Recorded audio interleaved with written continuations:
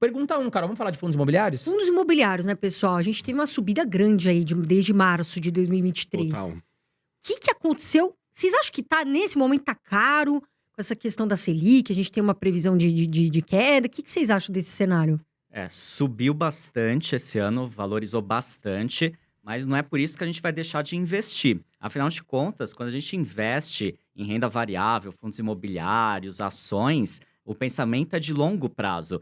E com a queda da Selic, agora a tendência é que os fundos imobiliários se valorizem ainda mais, assim como as ações. Então, é claro que hoje a gente não encontra mais fundos imobiliários tão descontados como a gente encontrava no começo do ano.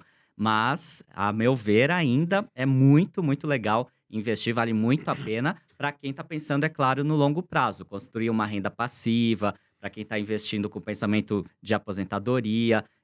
Acho muito válido continuar investindo em fundos imobiliários. Eu continuo investindo, vou continuar aportando, mesmo com a alta, porque se a gente olhar para essa tendência de queda da Selic, a expectativa é realmente de valorização muito grande ainda da renda variável. Acho que essa que é a vantagem de você ter uma carteira com um monte de coisa, e não só fundo imobiliário.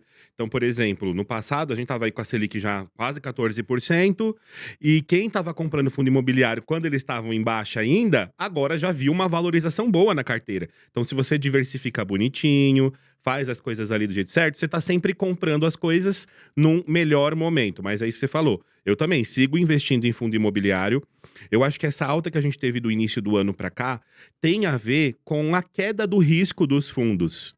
Então pensa assim, quando que o imóvel vai valorizar? Geralmente ele valoriza porque a previsão do retorno, a previsão dos aluguéis é mais estável, mais confiável, aumenta essa previsão.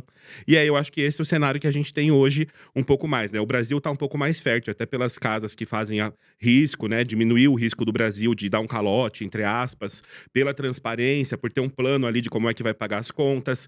Então isso tudo acaba fazendo do Brasil um terreno um pouco mais fértil do que a gente tinha no cenário, né? Do final do ano passado.